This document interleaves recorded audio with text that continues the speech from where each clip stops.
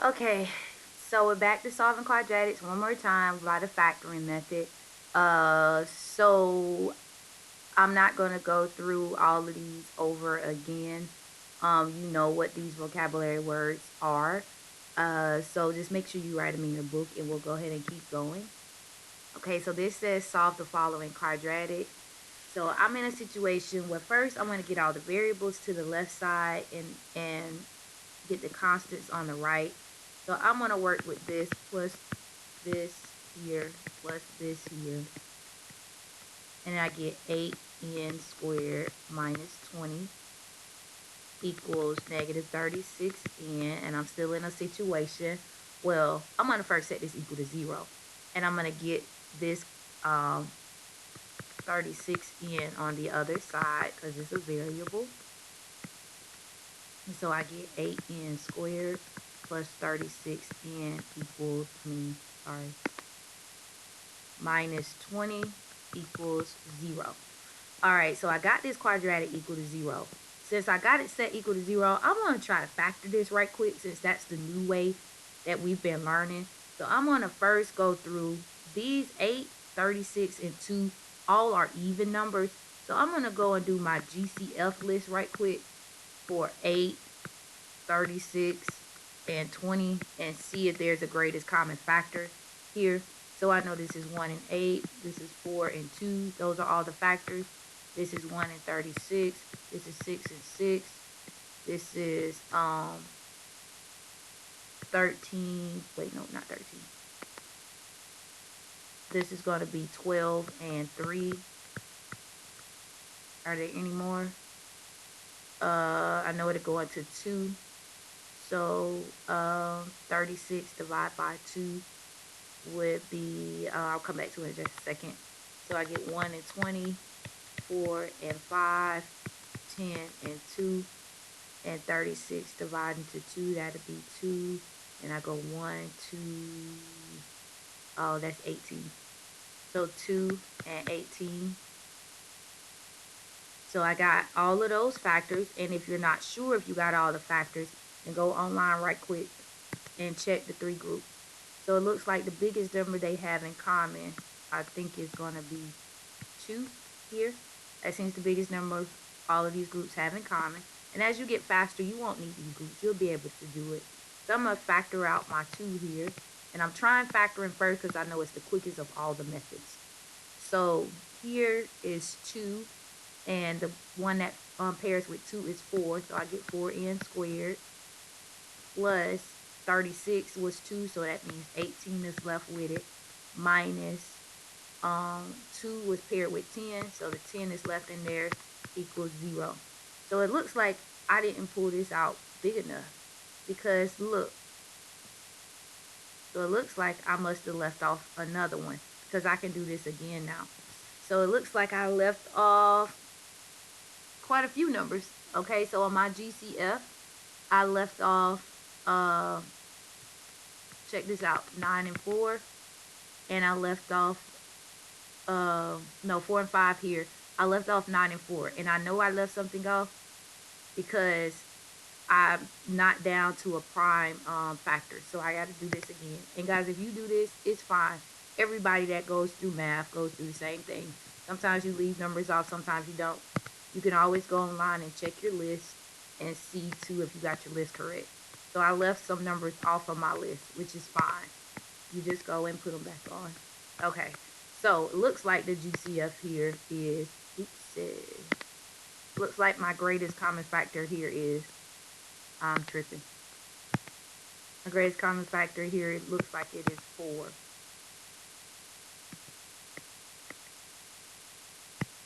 Let me get this highlighter. So it looks like the biggest number they have in common is 4 and not 2. Okay? So here, if I take out the 4 and I had the 8, so that means the 2 gets to stay because 4 is paired with 2. And then here, if it's 4, then what was that? 36? So if that was 36, then I say plus 9x And then here, I took out the 4, so that's left with 5. And there we go. So the idea is to find your greatest common factor. And that should have been a negative. Don't change the signs, guys. I'm scrolling back and forth, so I can't really see my problem. But don't change the signs. And make that neater. And the number is n and not x. I'm scrolling back and forth, guys, so I can't see the problem.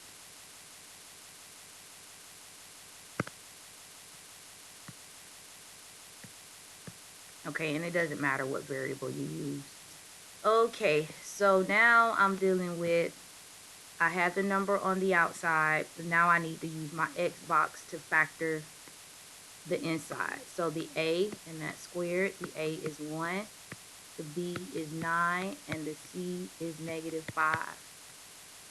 So we're going to get our X box going.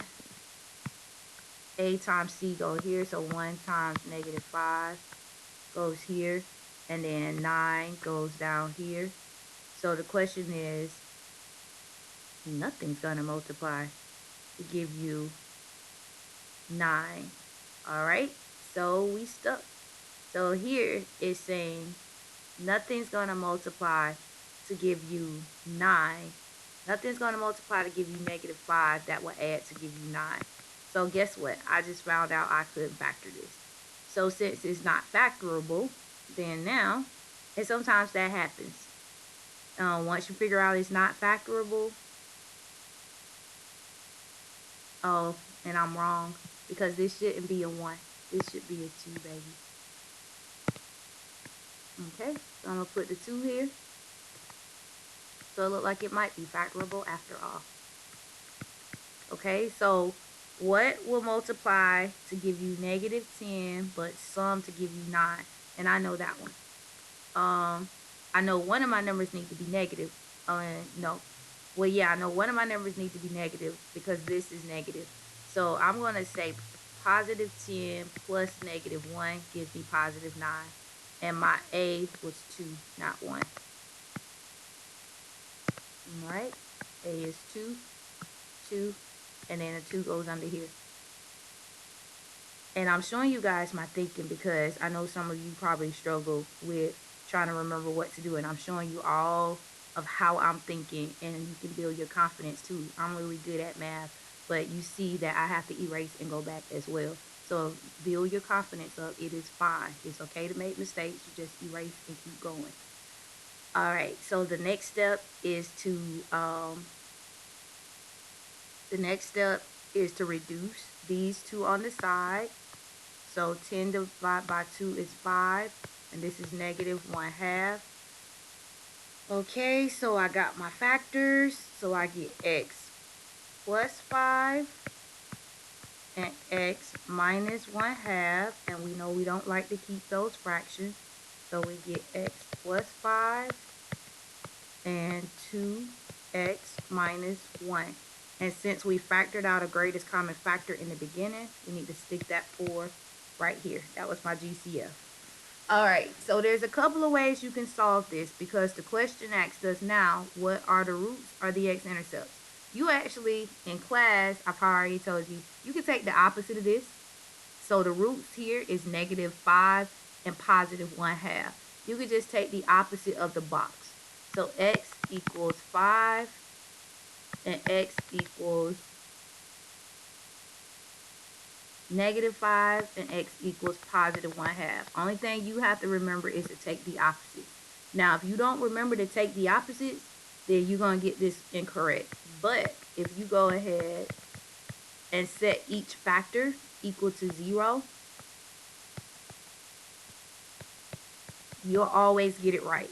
So you know 4 can't equal 0, so we good on that one. That's not going to give me a viable answer.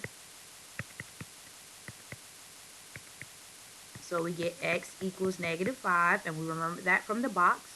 And now we're going to do 2x minus 1 equals 0 as well. So plus 1 plus 1, 2x equals 1. Divide by 2, divide by 2. X equals 1/2. And we had already discovered that from the box. So you just have to remember to do the opposite. And you'll have your roots. And now it says, will these roots cross the x-axis? Yes. And we're going to say because they are real. They are real numbers. And we're finished. I know that might have seemed like a lot, but it's shorter than completing the square or the square root method. Factoring actually goes faster if you can know your factors and get those numbers in there. All right, let me see if I have another one here I want to do with you guys. Nope. So you try the next two, and I'll see you guys on the next go around. And here's something I want you to learn. Remember, it's okay to make mistakes because I know you guys probably are struggling with some of the material too, and I wanted to show my thinking is that people who are great in math, they make mistakes as well, and they're good at math, they make mistakes. So you can build up yourself too. So don't beat up on yourself and don't give up. Keep going, write with a pencil, erase, and keep the game going, baby. All right, bye.